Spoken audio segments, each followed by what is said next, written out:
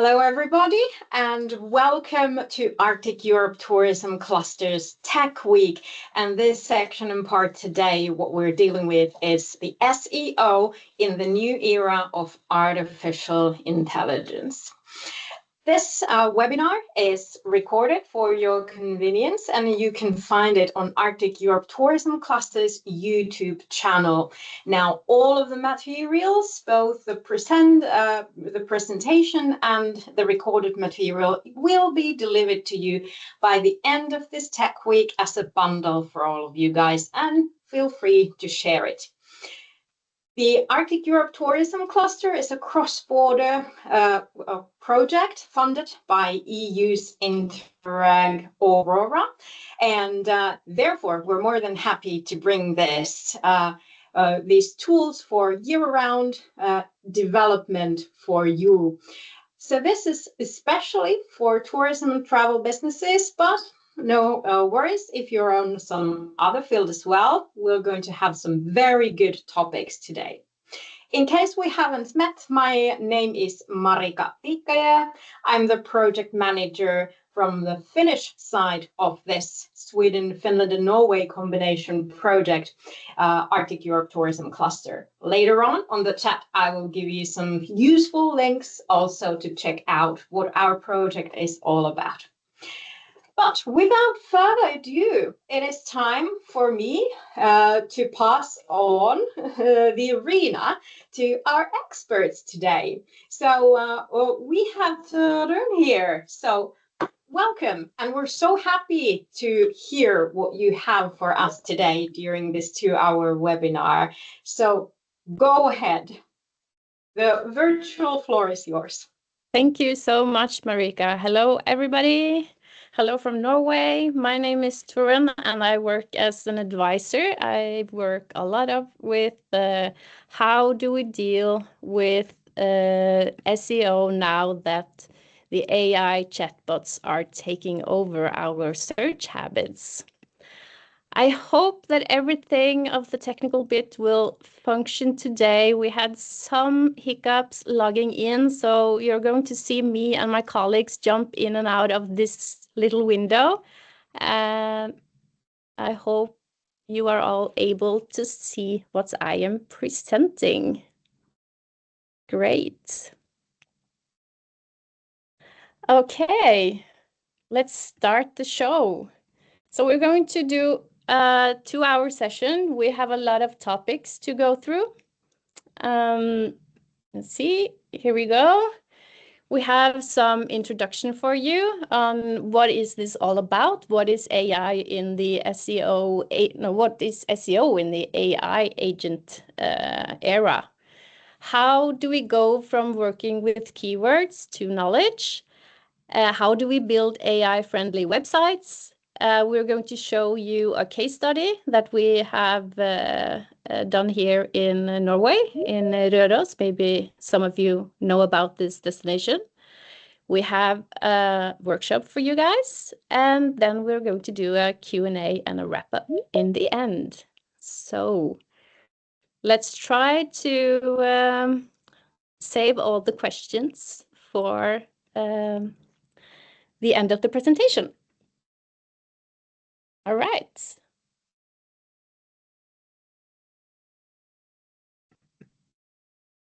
So the AI-driven search landscape. I want to start off because I'm going to be showing you a lot of statistics and data, and I know that that's not for everyone, so I want you to start with participating and giving me some data. So I wonder if you all can join into menti.com and log in here and answer some questions.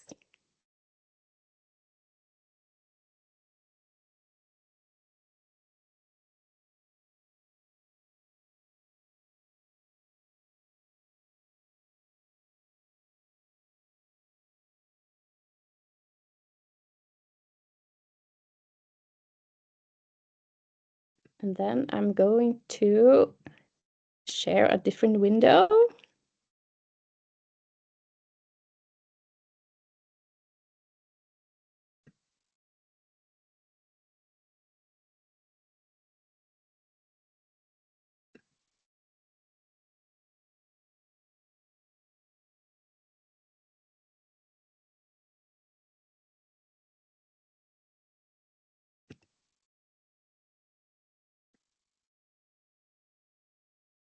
So we have 28 people joining, so we should be pretty good to go. If you haven't joined, you can join by scanning the QR codes. Let's do this. How often do you use AI chatbots? Give me your answer. Is it daily, weekly, or less than weekly?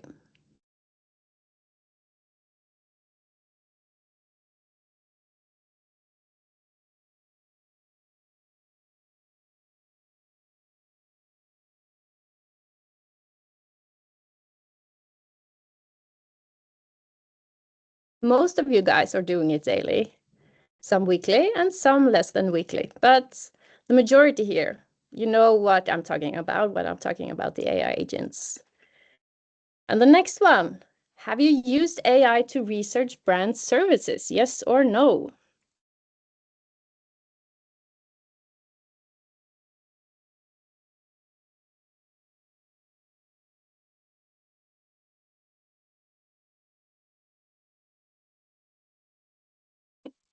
Most of you have.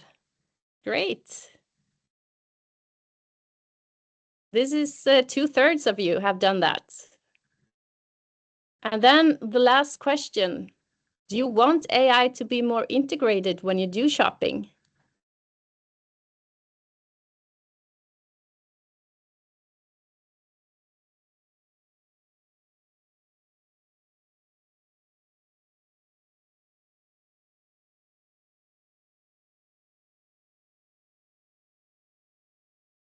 Oh, it's almost 50-50.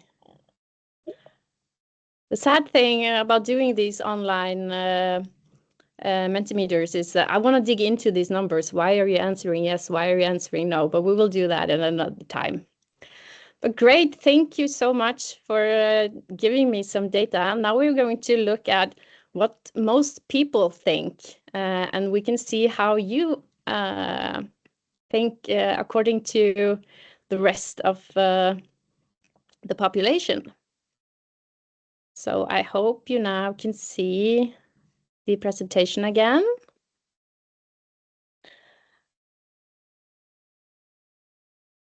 When we look at the data, this is what we can see. 58% of consumers are now using AI for product and service recommendation. And this has moved so fast because for two years ago, it was 23%. So it's a major leap when you look at technology and how fast it is growing. This is growing faster than anything we've seen before. I would say, like many other people, this is kind of like when the internet came. It's a big change in how we behave as consumers. And when we look at how many people want AI to be integrated into their shopping experience, they are more eager to do that than you guys are, because 71% of consumers that use AI, they want it to be integrated in their experience.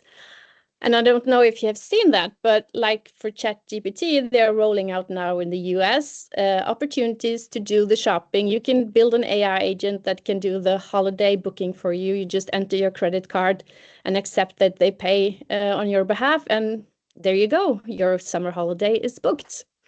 Easy like that, maybe. But when we look at the people who are using these AI agents, and also this is changing very fast because we see that the majority of the population is using these AI agents now, not just the early adapters, but the people who are using it the most, they are more likely to be younger, wealthier, and more educated. And when we look at them as a target group, I would say as a marketing person that is a pretty attractive target group.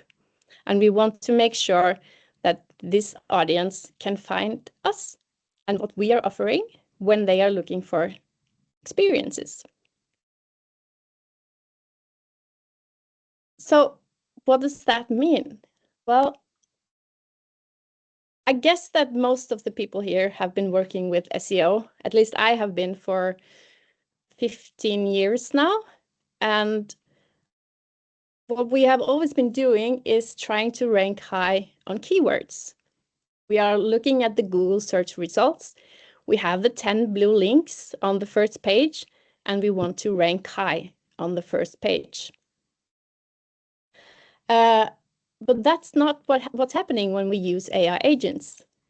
When we use them, we ask them a question, or we have a request, and then they give us an answer. And it will be summarized, and it will give you everything you need to know without having to go through 10 links trying to look for the correct information.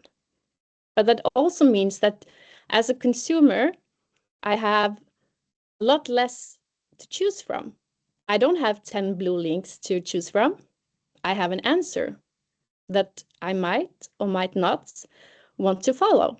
So when the AI agent tells me, this is what you want, you should book it here.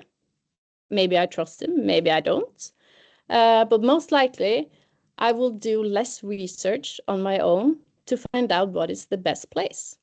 Maybe I will trust the AI agent to give me the right answer and the best experience of my life when I'm going traveling. And what this also means is that when we go from Google to AI chatbots, that means that people are not going to your website like they did before. Instead of browsing through the blue links, trying to find the information you're looking for, you get it directly from the AI agents. And that means that the clicks to your websites are going down. And it's going down really fast. I work with a lot of brands in different sectors with different types of services. And everyone is seeing how their click to web page is going drastically down, because instead of searching through a lot of links, we go through an AI chatbot and we get the answer there. Either it's inside ChatGPT or if it's a part of Google AI Overview, we are spending much less time visiting websites. And we can see that already for a lot of brands, the traffic to the website is down more than 50%. And that's a lot of traffic that is lost. That doesn't mean that you're not visible, because instead of thinking of visibility as appearing in search results, it's more about being the source that the AI cites. So when somebody is researching for a vacation or an experience, instead of thinking that I need to be shown at the first page in Google, we're thinking I need to be the service or the experience that AI recommends. Because what it also means is that if AI isn't referencing you, you are kind of lost, because when we have the Google search results, if we don't find what we were looking for on the first page, maybe we will go to the second page, maybe we will even go to the third page, but we browse a bit more trying to see what we're trying to find, the good things. But when we use the AI chatbots, we are not doing that. We are getting answers directly. And if you're not mentioned there, maybe we won't come looking for you as we did before. Also, maybe if we've heard about your service and we ask the AI, what about this service in this area? Could that be anything good? Maybe it will answer, I don't know, or maybe it will answer that something else is better because AI can't find the right information about you. So you can say that we're moving from the traditional search where we go from awareness, the awareness of going on a vacation. Then we do the research, trying to find the places and the experiences we want to do. And then we click to the web pages where maybe we book a hotel stay or something of an experience. And now we're doing an AI search where everything is just in a condensed funnel, where the AI summarizes, this is what I recommend you to do. And if you trust your AI agent or your chatbot, you're going to visit the pages that the AI recommends, and there you will take an action on booking the experience. So this slide here pretty much sums up what we are talking about when we are saying that we are going from traditional SEO to AI search. And this also means that we need to work differently with our content on the web page, going from keywords to knowledge. Because instead of trying to rank high on the keywords that gets people to visit your web page, the AI doesn't match the keywords in the same way. It's trying to interpret what you're saying on your website. So it's looking for your intent and the structure on your web page. It's trying to find credible sources on what your service is. Is this something I want to recommend to the people who are using my service? And it's going for factual depth. It needs to know that there are some facts that they can trust, that this is an experience you should book. And the AI is trained to understand context and not just the phrases. It's been a while since we were doing SEO in a way where we were just stuffing keywords everywhere, trying to get visitors. The Google search has become smarter than that. But it's become much more important to think of content as something that needs to be knowledgeable and trustworthy and easy for the AI to read and understand. And what the AI is looking for is what we call semantic authority. And what that means is that it's looking for quality, it's looking for credibility, it's looking for relevance, and it's looking for technical strength. So the quality, that's the content on your web page. It wants it to be clear and helpful and human-centered and a bit machine-centered, which we're going to talk about later. It's looking for expertise and sources. Do you have good instructors?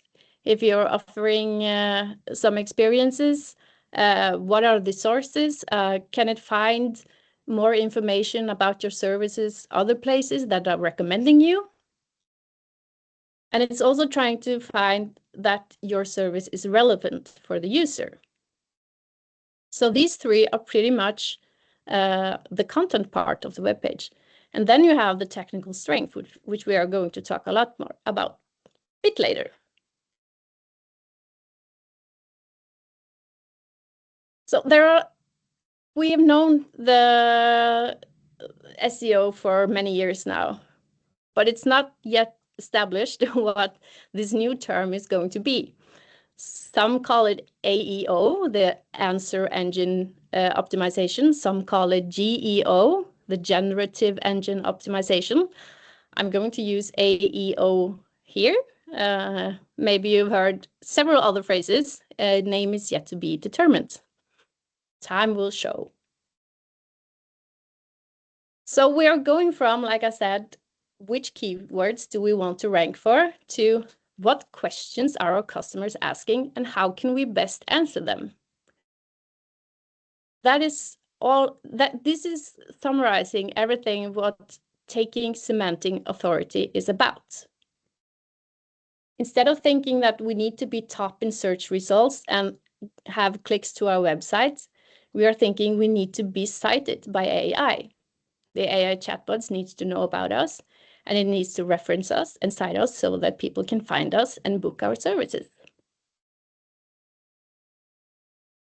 And instead of trying to rank for keywords like Lapland holiday, it would be, what's the best time to visit Northern Finland for Northern Lights? That's a question that your target group is asking and that you should be answering if that is something that you can offer. And also, if you are trying to rank for winter activities Finland, the knowledge that people are looking for is which winter activities are unique to Northern Finland. These are just examples. This is not what you should be going back to your website and doing right away. This is just to show you that we're going from thinking about 2 to 3 keywords, trying to rank on it, going to knowledge and questions that the people are asking, and that your service needs to answer in order for AI to find out more about you. And when doing that, trying to own the semantic niche and taking semantic authority on the best places to experience Lapland in winter, that would be having content on the Northern Lights viewing, talking about maybe husky and reindeer safaris, local culture and food, Arctic spas and sustainable travel, maybe have some travel itineraries, packing tips, and local stories. And what I haven't put here, but that is also very important, is how much publicity you get. Because for AI, publicity and digital footprint is very important. So the more digital footprint you have, like other newspapers or other booking services talking about you, the better it is and easier for AI to find out more about you.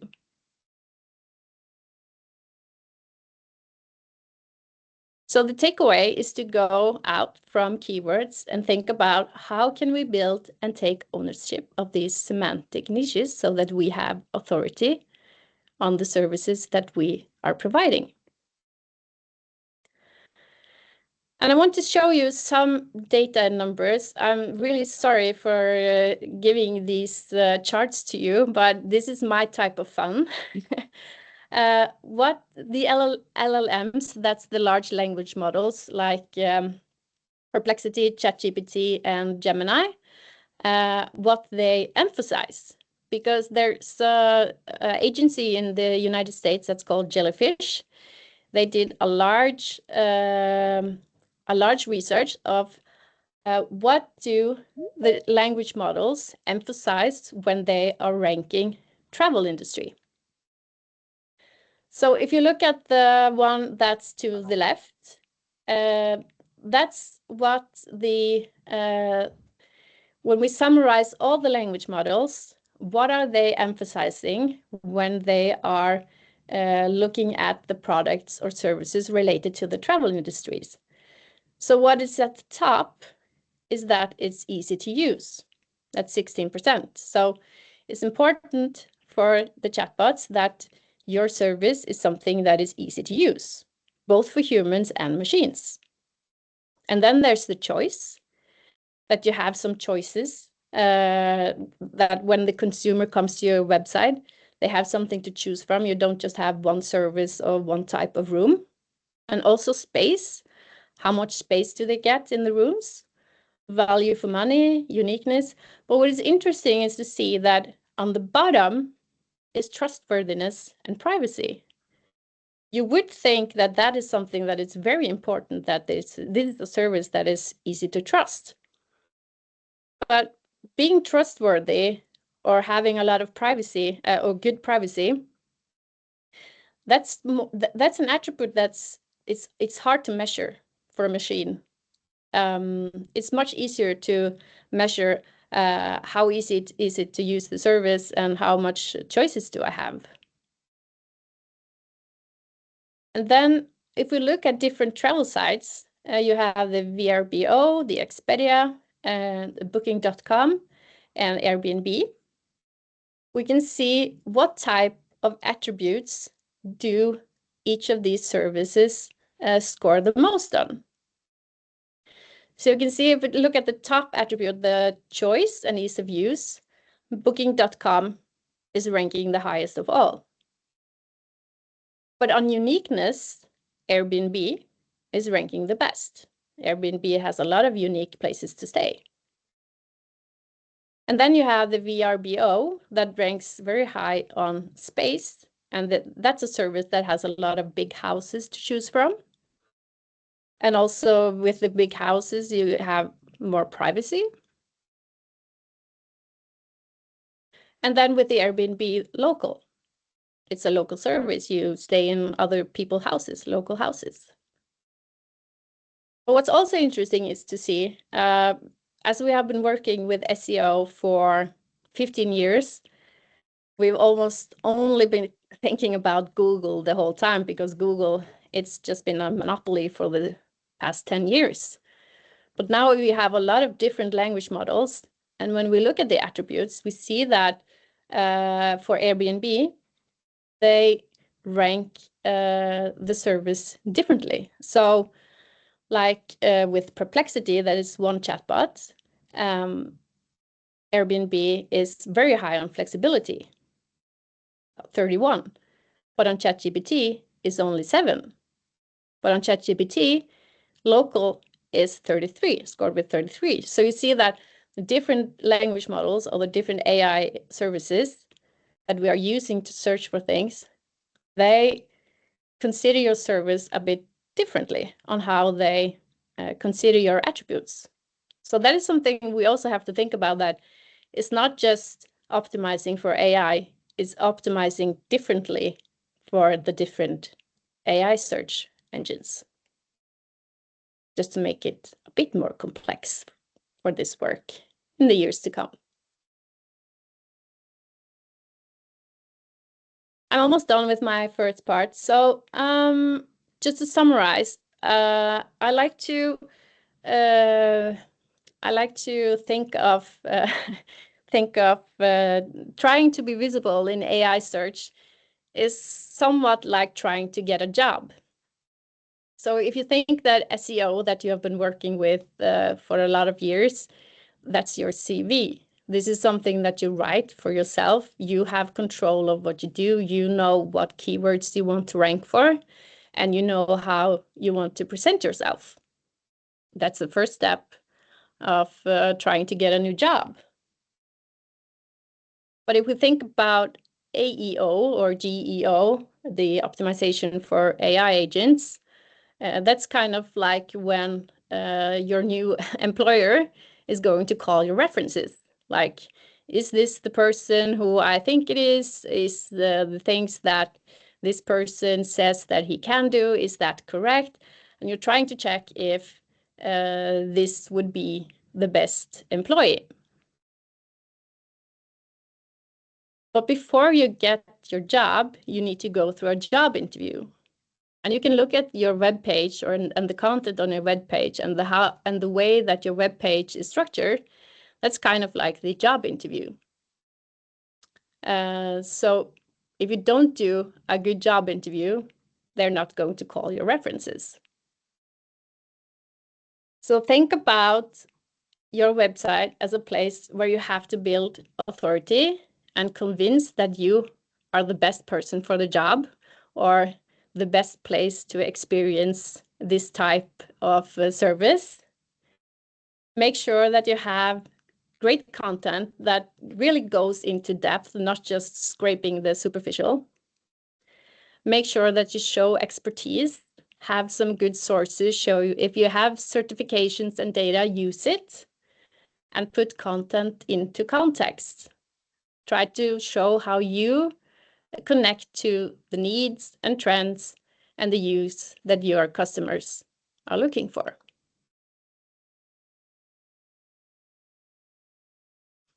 And this has been a go-through of the content part of the AI optimization. And now you're going to say hello to my colleague, Marius, and that's going to talk about websites. So I'm just going to scoot out to the corner of the screen. Yeah, thank you very much, Torun. We have some technical issues here today, so please raise your hand if you can't hear me somehow. For this mid-session, I will take you through how we build AI-friendly websites. And later on, we will do a case study from Røros Hotels, or Røros Hotels, if you like. But first, let's start with the basics of AI visibility. So how do you call on AI agents? So I want you all to imagine that you are standing in a field surrounded by cows. to get their attention, you have to call on them in a certain way. And you should probably do something which is called a herding call, which means you have to sing for the cows, and it should be loud with high-pitched tones. And it's a big plus if you have a dialect as well. So where do I want with this example? Calling AI works in most the same way. So this is the language you need to know if you're going to attract AI agents.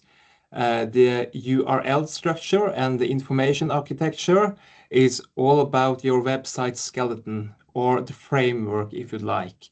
And you need something that is called structured data, which is from a technical perspective, but it's all about organizing information in a way that makes sense for machines or AI, if you like, to read and access. And we see that the design plays a big part as well. And the content on your website, by building your authority through content, is very important as well. It's just a new way of organizing your copy, basically.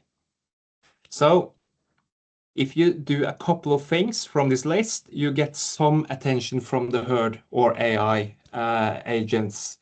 So you're most likely going to end up like the +1 or the +5 source in AI visibility. But my point is the magic really happens when you're mixing all the things together.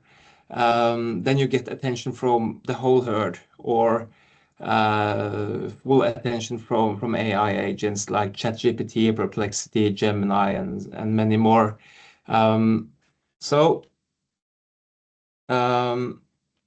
Optimizing for AI should be seen through a technical perspective as much as through a content perspective. So I will show you how in the case study very soon. But let's do one example first. The screen on the left, that's how we build articles like back in the days until just now. Hopefully it looks familiar to you guys with a large copy with lots of paragraphs because content is important, right? So the new way of thinking is the example on your right side. So to help AI agents understand your content, we need to break the content up into multiple blocks, such as Q&As, timelines, fact sections, summaries, and many more. So it's all about breaking up your large copy. Then we help machines to understand what you're trying to say. So that's the new way of thinking, basically. We see that optimizing for AI also depends on how much your site loads. If it's really heavy, like several megabytes, it might have some impact on your visibility in AI search.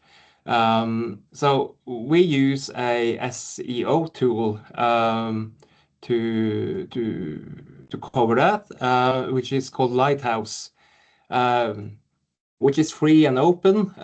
So if your own website is in the red or orange levels on my mobile, especially because that's where most people are these days, then you are in real trouble, because you can be very good at SEO, but if your loading time is a lot, it's more barriers for an AI agent to chew through. So that has an impact as well. If you move on, for this example, this website loads 2.5 megabyte, which is a lot. That's a lot of stuff for an AI agent to scan through. And maybe at some point, the AI will move further on to another source. So that's a big of a lottery, to be honest. Let's do one more example of the basics. If I would like to have oysters, the most common thing for me to do in 2025, soon 26, is to just pick up my AI agent, like ChatGPT, for example, and ask, where do I find seafood restaurants in my city that have oysters on the menu? And my city is Oslo, so that's the most common thing, just to ask. And when we ask, pay close attention to the restaurant called Havsmak. That's the restaurant number 3. The only source here is a random food blog. So someone had paid a visit to the restaurant and probably ordered some oysters from their menu and written a review about it afterwards. So if I were the restaurant manager at Havsmak, I would be a little worried because somehow AI can't read my website, because all the restaurants in this result page have their own websites, but somehow AI can't read their restaurant menu. So that's an issue. So don't get me wrong, reviews are fantastic. They are so great, because when you get nice and great reviews, you're probably gonna climb higher on the AI visibility ladder as well. But if a random food blog is the only source, you don't have control of your own brand any longer. So what we really want is like Solsiden restaurant, which is on the third from the bottom. They are the main source for the search topics, but you have like the +1 or a +2 source as well, which is most likely some reviews. So that's a great example. Let's move on. So if you're gonna optimize for AI agents, I think it's all about 2 things. It's about owning the answer. So having control of your own brand in AI agents is the most important thing, and as well as creating a presence for your brand. So this is what optimizing for AI is all about. So we're going to do a case study now. We're going to travel to Røros. It's an old mining town here in Norway. Some of you might have been there or have heard of it before. But Røros Hotellene, or Røros Hotels if you'd like, they consist of 3 hotels and a few restaurants, and they own a public swimming pool as well. So their main issue was that their own insight and research show that visitors and tourists, they found it very difficult to understand which hotels to choose or which restaurant to choose, and they were almost invisible in search. And that's a big issue because potential guests, they tended to navigate to booking.com instead of their own website, just to find the information they were looking for. And when you end up at booking.com, you don't get the sales directly. So we came up with the idea, let's build a new website for the 3 hotels and the restaurants that communicates as much to machines as to us human beings. So we found out that if we focus on a machine-friendly first approach and not just the usability and content, we actually improve the whole user experience as well for humans too. So that was the interesting approach about this client. So what does it take to optimize for AI? It's all about knowing your audience, which means you have to know what potential guests are looking for, what they're asking ChatGPT and other AI agents. So what we do is we map out the whole search volume. And some examples, what people ask AI about is, how do I get to Røros? Can I bring my dog to the room? Can I go skiing in Røros? Is that an option? Is it a family-friendly site? When is breakfast served? What time is checkout? What family activities can we do in Røros? And so much more. But all those topics and questions needs to be answered, and your website is your main hub for optimizing for AI. So this is the old site for one of their hotels. You can either love the design or you can hate it, but this wasn't a design that communicates to AI very much. So one example is their URL. And because this is a Norwegian hotel, the URL is most likely in a Norwegian language. But each slash represents a subpage on this website. So they had one page what they're offering, and they had one page for rooms, and they had another page for the hotel room itself. But it's called room 2, and that doesn't make much sense for either humans or AI. What is room 2? Is it a superior room? Is it a standard room? Is it a single room? And you probably get the point. So AI optimizing is all about all the small details. So what we did, we simplified their URL structure to make it more accessible to machines as well. This is the big reveal. This is their new room page. And what is unique about this design is that it's entirely based on search volume and structured data.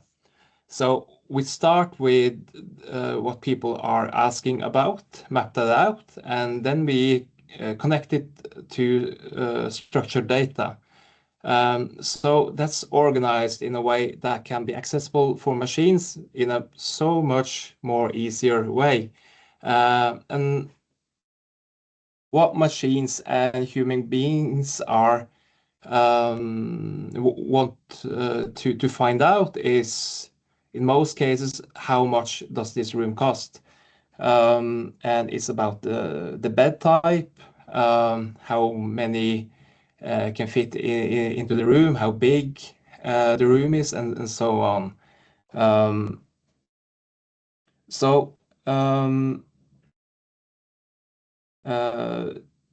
Optimizing for AI in a design way, it does mean that it's no longer room for any fluffy design elements or any large copies that we used to do back in the days.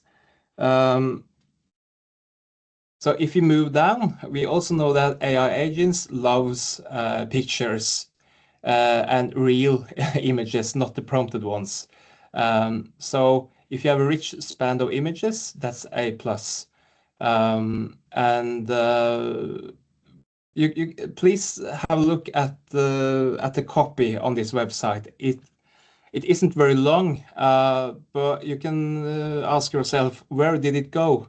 The rich copy is still here, but it's split into several sections, like facilities, and we also have Q&A sections, and everything is built on structured data. So here, by using structured data for answering questions, has a very large effect on AI agents. So can I bring my dog to the room, for example? So Røros Hotels, they dare to answer, no, for this room you can't bring your dog, but in other rooms it's allowed. So keep in touch and we'll get back to you. So by answering questions, it's more likely that an AI agent will use you as a source because it gets the information that it needs. So we're gonna move on. Further down the site, we have some promotional banners as well. So this is a very nitty-gritty detail, but promotional banners are built with structured data as well. So this is a offer of 20% to use the swimming pool if you are a guest. So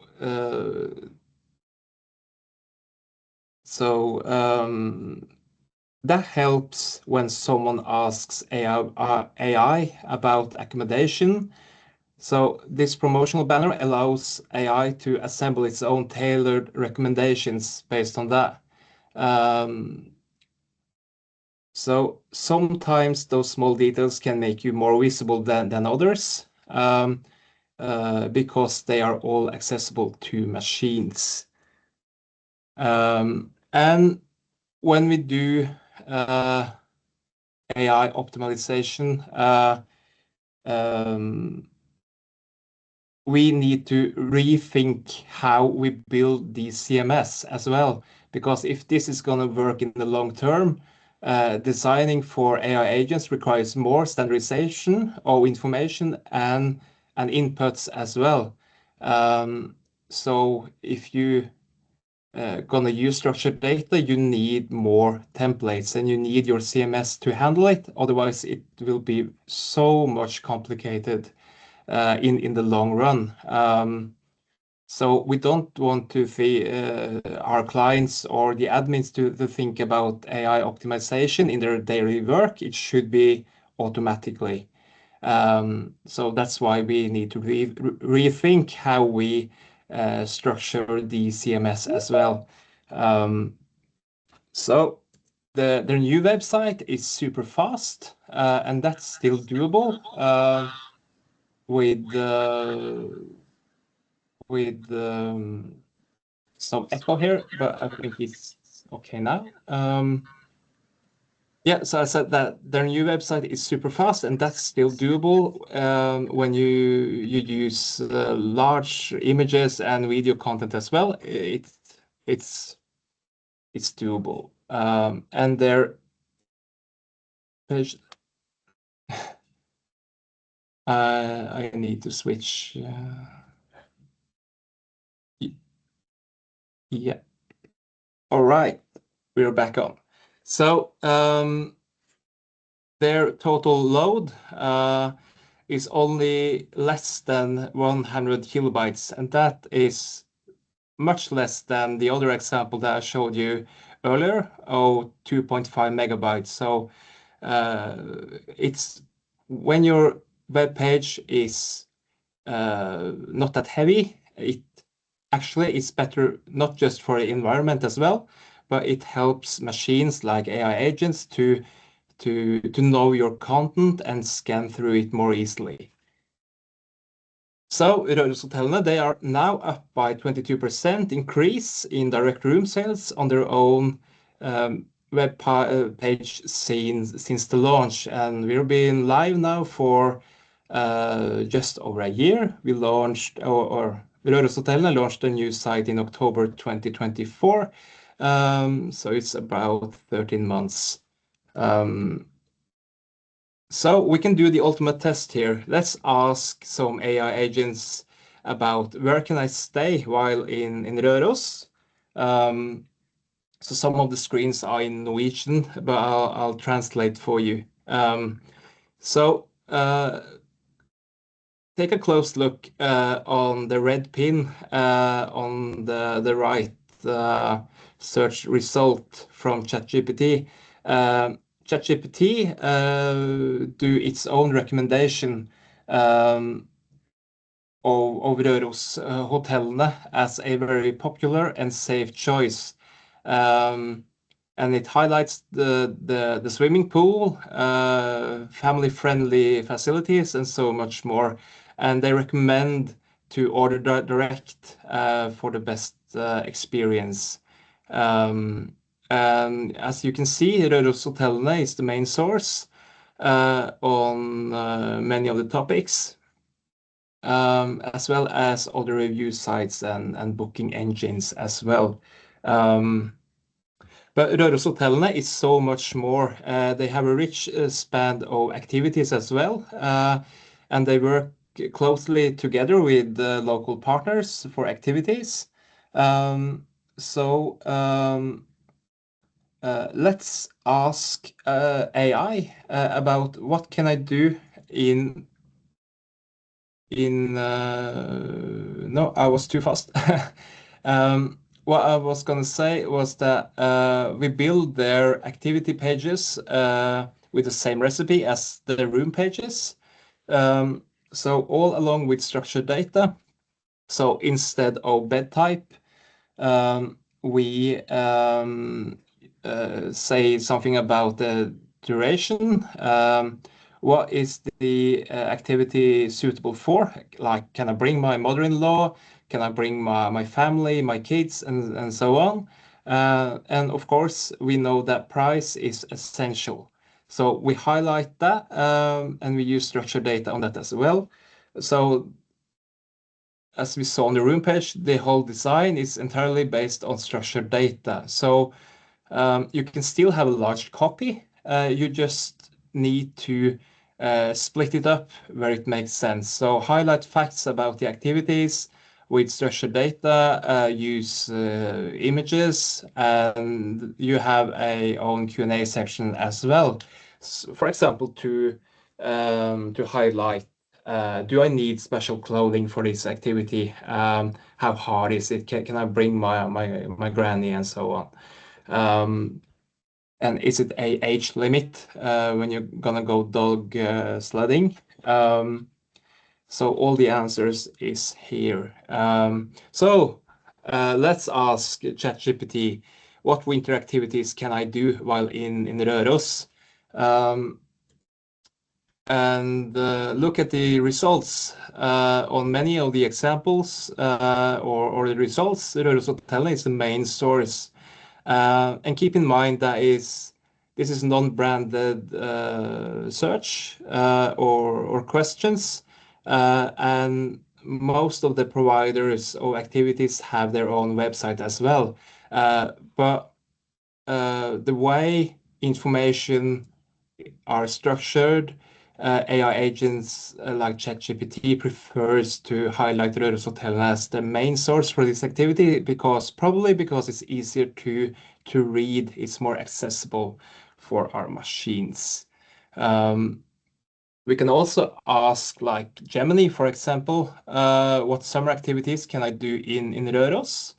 And look at the music play Elden. They have their own website as well, but somehow the AI agents can't read their information. That's a big issue. So that's something for all of us to think about, especially if you're gonna take control about the results in AI agents. So because of structured data and how Røros Hotels' webpage is designed, it prefers to highlight Røros Hotels as their source for the music play Elden, as well as the Røros Children's Festival, which is an event. We use the same recipe for their B2B pages. as well as many more subpages. So we're gonna do the ultimate test now.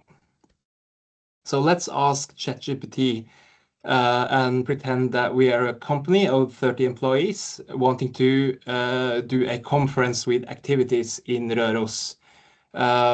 So can you create a package with food, activities, and a suitable meeting room?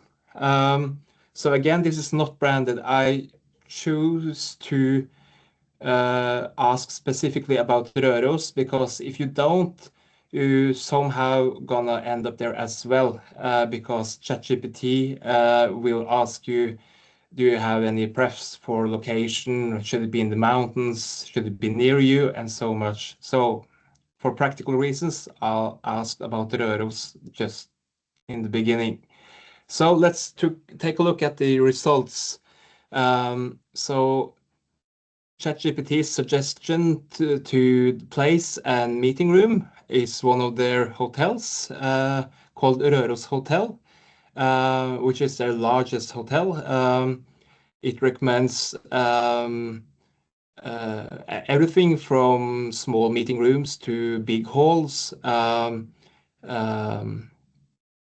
It's a you can so ChatGPT also recommends a program. What can you do each day? And for almost everything, Røros Hotels is the main source. And you also have some from Visit Norway as well. So it recommends that you can have dinner in a lavvo, and you can also visit the old mines, which is also one of their activity pages. And for more activities to choose from, ChatGPT recommends the Røros Hotel in almost all results here, all from dog sledding to guided mining tours to team building activities, yoga activities, indoor golf, safari on ATVs, beer tasting, a Sami food experience, and so much more. So because of the way the Røros Hotel webpage is designed, it's more accessible to AI agents to understand. It also recommends Røros Hotellene for the meeting rooms because of the facilities with HDMI equipment and so much more. It's easier for AI to highlight. As I mentioned in the beginning, Røros Hotellene have some restaurants as well, and one of those is Kaffestugu, which is Røros' oldest cafe. And back in the days, Kaffestugu was a farm with horse stables, and everything is kept, and that's very charming. So the issue for Kaffestugu was that tourists and locals, they tended to just walk past. They had some guests during lunch times, but at dinner times, there weren't much of table bookings. So, and their presence online were almost invisible. They had their own webpage. It looked like this. They had menus structured as PDFs, some readable, some were pictures, and it was a very large website, but they were almost invisible in search. So we minimized the whole experience. So we built a new website focusing on their main topics, which is the address, how do you book a table, and of course, restaurant menus. So we build the restaurant menus entirely on structured data as well. and that makes it more readable for machines to highlight. And we use structured data for the price and for each menu item. And this is just automatically from the CMS. So that's the point of building strong CMS that can handle all the structured data and the new area. So if we ask ChatGPT, please show me the restaurant menu of Kaffestugu, it can do it. And of course, Kaffestugu is the main source, so it's more easier. So when people tend now so that they're not navigating to the website almost any longer, they stay in the AI agent. So to have all the information where you are is so important. So here is everything from AI's own recommendations to price offerings to what kind of menu item is it. And it works both in Gemini as in Perplexity as in ChatGPT and so on. So we can also ask an AI agent to find the best place for lunch in Røros. So here's the example from Perplexity. At the top, it's their main competitor called Trygstad Bakery. But if you take a close look, Trygstad Bakery doesn't highlight any pictures. But if you look at Kaffestugu, AI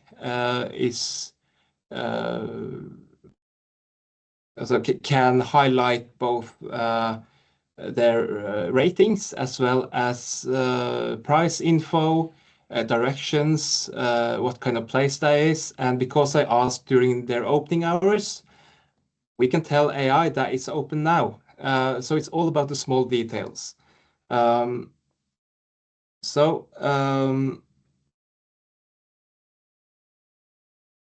And now we had a meeting a few weeks ago. How's the kitchen capacity now? And the response was that they are overwhelmed. They get so many bookings now for events. People want to celebrate their birthdays, other events at Kaffestugu, and at dinner times the tables are booked. So they are more present in AI agents and in search results. So that has a big impact. So especially for tourists as well. So that was the case study from Røros. And now we're going to have some takeaways before we are going to do some workshops. So optimizing for AI must be seen both from a technical perspective as much as a content perspective. So if you only do the content bit of it, you will have some effect, but the magic happens when you pair those two. So you should take control of your own brand in AI agents and define what topics to be highlighted as a source. And please ask yourself if your website is structured to be attractive to other AI agents. So that's the main takeaways. And now we're going to do some practical work. We're going to do do an interactive workshop, and it will be with all three of us, but it will mainly be with Sigurd. He is going to guide us through. So yes, I am. I'm gonna copy some text into the comment section in Teams now for you to be able to navigate to a service called Miro, where we have set up some tasks for you.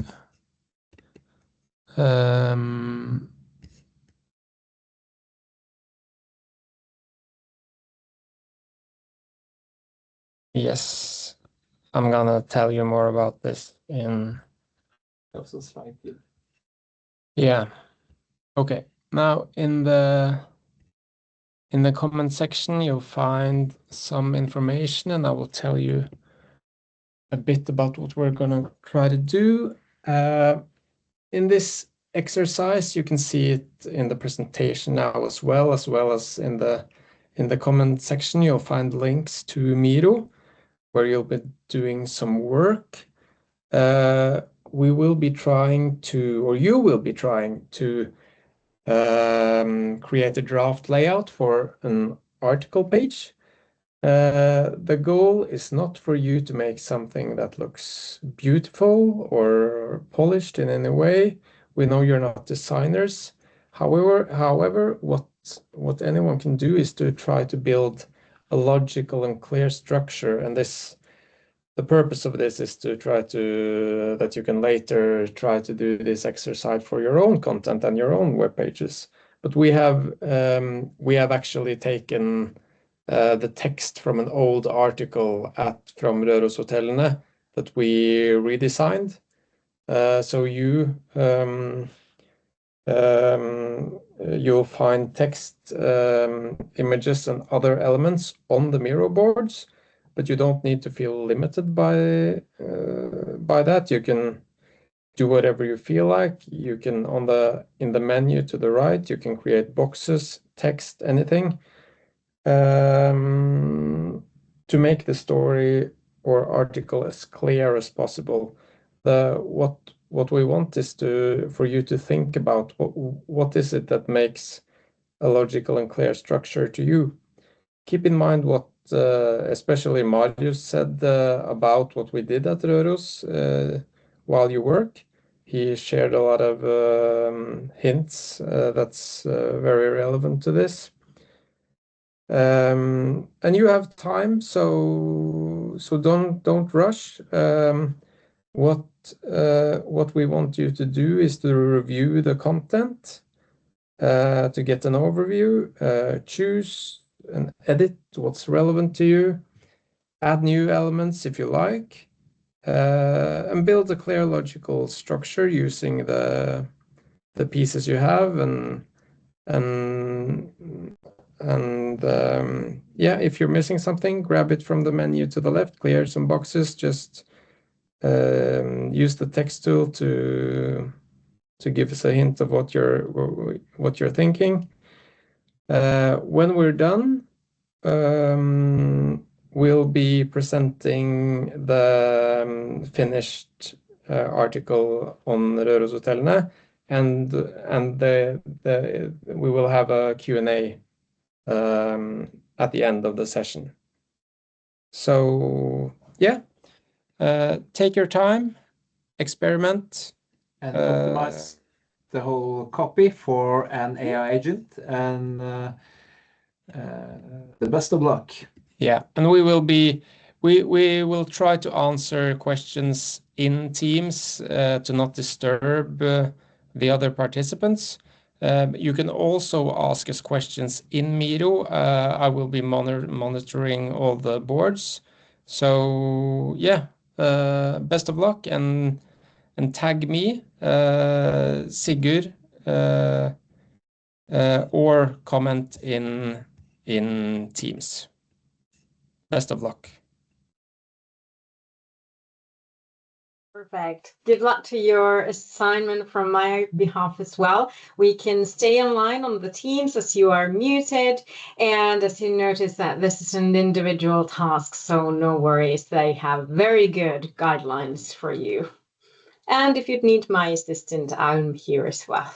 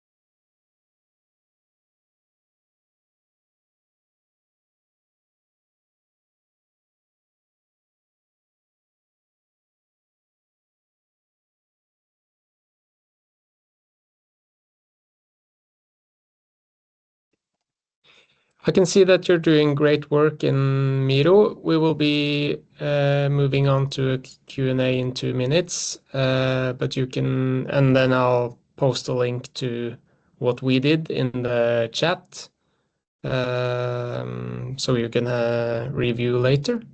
We'll be doing a Q&A in 2 minutes.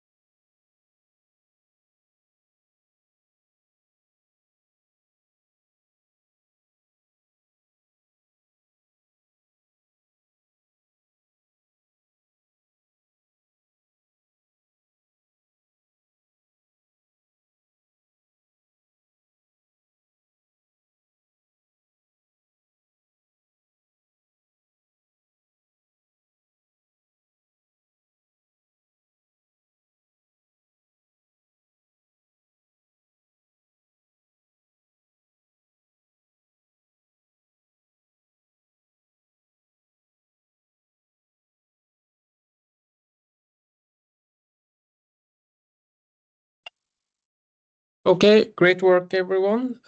We will be, we already have one question in the comments. Feel free to raise your hand or write questions in the comments. We'll be starting with the question from Alexi. There was a question about, would you recommend writing website content for AI or for humans, or do they go hand in hand? I've understood that AI interprets text literally, while humans often read between the lines. How do you balance clarity for machines with creativity for people? This is a really good question. I think it's sort of combining what I was talking about and what Marius was talking about. I would say that you write for humans, but you structurize for the machines. So when you write the text, it's important to be unique and authentic. So do it with your creativity and for the people you're trying to reach. But when you are publishing this text, make sure that it's understandable for machines, like Marius was showing. Structurize the text so it's easy to understand what type of message you are trying to get out there, like with the titles and the text and the descriptions. Think of it as when you're trying to read really quickly on a web page. If you only read the titles, do you understand what it's all about? If you have this kind of structure where you can easily go through all the information and all the text, most likely you have also written very well for the machines.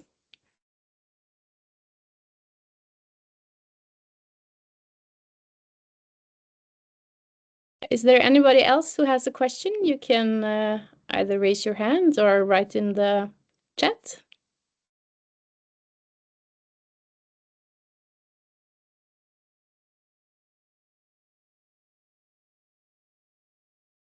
Well, I could, I'm not sure if this is a question, it's more of wondering that, is that so that the consumers nowadays, they are more switching from Googling things to really asking from LLMs, such as ChatGPT, like you had in the examples, like where you showcased on how ChatGPT replies into that types of questions of the meeting facilities, etc.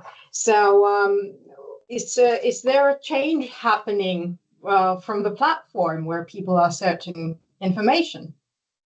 Yes, it is. We can see, and it's changing really quickly. Researching brands and looking for information is one of the things we use ChatGPT the most. So it's definitely just what was the number I used in the start? It was, I think, around 60% are going from Google. Well, maybe not just going from Google. They are still using Google, but they use the AI overview or the AI mode. So we're still using Google. But when we are trying to look for an answer for something, and we're trying to save time, so we ask an AI chatbot instead, because if we Google, we have to try to search for the right answer or search for what we're looking for. It's much faster to just ask AI. So yes, it's going really fast, how people are moving from Googling to asking AI. Did that answer your wondering? Yeah, exactly. So this is definitely, it's viable to say that we're definitely doing a big change of an era here. It is. And both in the way that we are searching for information, and also just how we do things in life. Then there's a question from Tina. We are currently building our tourism business and would love your insights on the following question. Do we know how much the ranking on Google search engines affect AI results in OpenAI's browser? We don't know exactly how much, but we do know that the results correlate. So if you're doing good in Google, you are most likely also be doing okay in AI. But that kind of also depends on what type of brand you are and how your digital footprint is. I would say if you've been there for a very long time and you have a lot of digital footprint and you have good ranking on Google, you're most likely to become some visible in AI agents. But if you're kind of new and you haven't been there for as long of a time, and of course, what also depends on how is the market you're operating in. Is it a big market with a lot of providers? It's going to be harder. If it's a niche with not so many providers, it's going to be easier, just the same. But we don't know just how much the ranking affects, but we do know that it correlates. It also depends on how your competitors are doing. So if they are up and coming with AI optimized websites, probably they will have more effect in the Atlas browser. Did you hear that? Yeah. And you had a second question. Is it possible to know the conversion rate from an AI suggestion to an actual visit on a website? Yes, it is. If you have Google Analytics or other types of tools, you would be able to see that all traffic from AI agents is UTM tagged. So you would be able to see how much of the traffic comes from, for example, ChatGPT. Nicola, could you recommend any tools to measure the difference before and after changes are applied? And in general, how to measure if the web page can be read by AI agent better? Do you want to say something about how you did that on Røros, or should I just take it? You can continue if you'd like. Yeah. We use much of the same tools as we have done on SEO. There are tools like SEMrush and Ahrefs. You can also measure just with Google Analytics to see how the traffic is changing, and also if the web page is read by an AI agent better. That's a typical, like we use a tool called SEMrush or Ahrefs, because it's a very expensive analytical tool that really goes into depth of analyzing your website to see how it performs on AI agents. Just as you would do with measuring your SEO and keywords work. And then there's Laura. We are building our tour company in Northern Norway. Could you share insights on the connection between social media and AI visibility search results? So far, we cannot see a lot of connection between social media and the AI visibility results. We do see that the external web pages that matter the most are typically newspapers or tourism brochures, or like these niche providers of information. I would maybe say, luckily, social media is not considered as a trustworthy source of the AI chatbots. But of course, if your social media appearance is big in that way that it gets you attention in other places, it could have something to say with your digital footprint, but not directly. And then there is Tim Sara. So in general, focus on long tail search, and Google will also do very well in this AI world, keeping the way how AI reads webs and invite correctly. And that is what you probably saw if you have knowledge of working with these long tail search keywords. It's kind of the same thing, making sure that you have specific questions that you are answering and not just the large keywords that you're trying to rank on.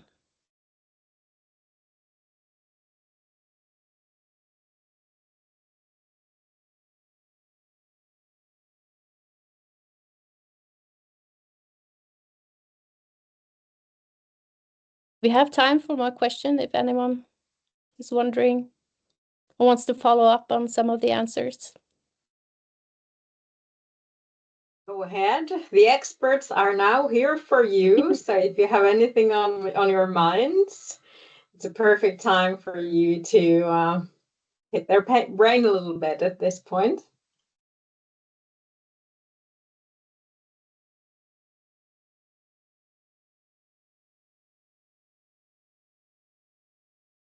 And if not, I do hope that this has been insightful. Well, that's another question. To what extent would AI search impact Google Ads? To what extent would AI search impact Google's? That also, I don't. The AI search results wouldn't. That's truly organic. So yet we don't have paid. No, but we also do have, because Google has AI overview and you can buy Google Ads, but they always say that they keep those two separate. I never believe that. I've always seen working with brands that having Google Ads helps your Google organic visibility. But they do say that it's separate and that it doesn't affect one another. And we also do know that both Google and ChatGPT are very much wanting to make the most money as they can. So I don't think it's a very long time until we see ChatGPT ads where you can buy visibility when people are researching something. If you would need to specialize on a different type of ads, no, not necessarily. As of what we know now, what type of ads you pay does not affect how your AI visibility is, as we know of. But yes, you're welcome.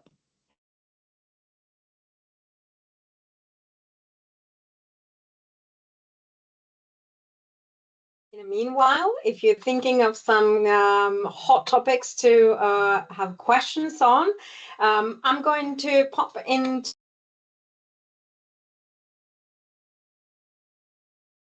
Marika, you're muted. So now I popped in a couple of links to the chat. Thank you, Torun. So if you're still thinking of some questions, I believe we still have time for them. But if you want to participate on more of the Tech Week webinars, there's a link for you guys to sign up. And worry not if you are a little bit sparse on time. We will have all of these webinars recorded and transferred to our YouTube account where you can view them later or give a hint to your colleague about them. And if you want to know more about the Arctic Europe Tourism project and the cross-border initiative within tourism and travel, you can visit our web pages as well. But now we do have another question there. So Laura is asking, so is it Torun you who should take it?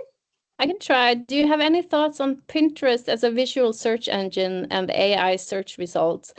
As of now, as for the AI search results, Pinterest is not connected in a large way, but for Pinterest as a search engine in itself, I think it's very underrated. It's a very good platform to be visible with a lot of visuals.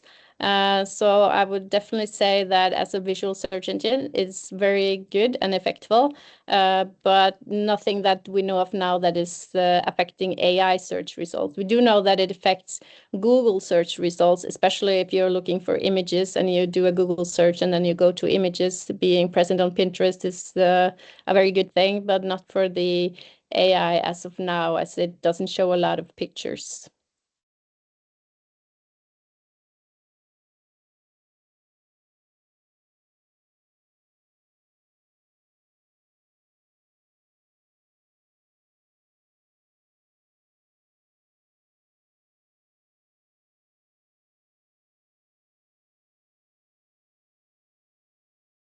You're welcome, Laura.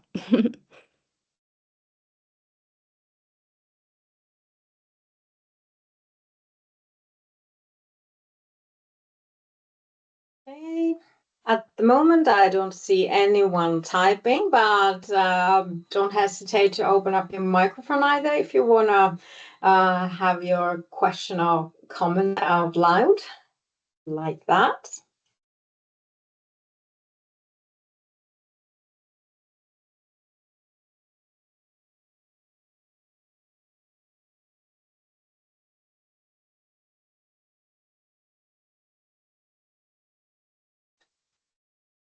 At the moment, no.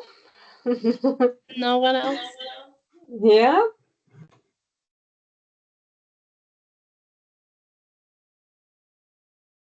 So back to you guys. We have about 20 minutes left together. Yes, I think we just finished kind of ahead of ourselves. We were maybe more efficient than we thought, and but we are also very open for the questions part and the Q&A. So we don't have any more slides as of now. But if there's anyone who wants to bring out something, we still have time. Yeah, we were efficient indeed. And this was a very good exercise. I have a question concerning that, as we are then delivering the materials to the participants and everyone who have registered. Would this Miro link be at their use as well if they want to watch the video later and maybe do the exercise in Miro? Yes, it will. The board will be open so they can go in, and then they can also check out the solution that Marius has made as of how we would do the page in our way. That's perfect. Very good to hear. Well, at this point, I think that as we were efficient and it was a lot of information, a very good insight and valuable details for us stepping into the new era. How do we deal with the AI in the SEO world from now on? But I would like to place a huge thank you to all of you guys. Not only are participating, but our experts as well. It was really wonderful, and I'm very happy to deliver this presentation to the registrants as well. Thank you so much, and thank you so much for having us. Hope it's been insightful. We had a lot of fun. Great. And if there are any questions later on, if you want to ask them privately, for example, you can always just send us a mail. That's excellent. At this point, a warm thank you for all of you, and I will turn off the recording now, so you can also ask your questions off the record, so to say. So thank you very much, and have a good rest of the day.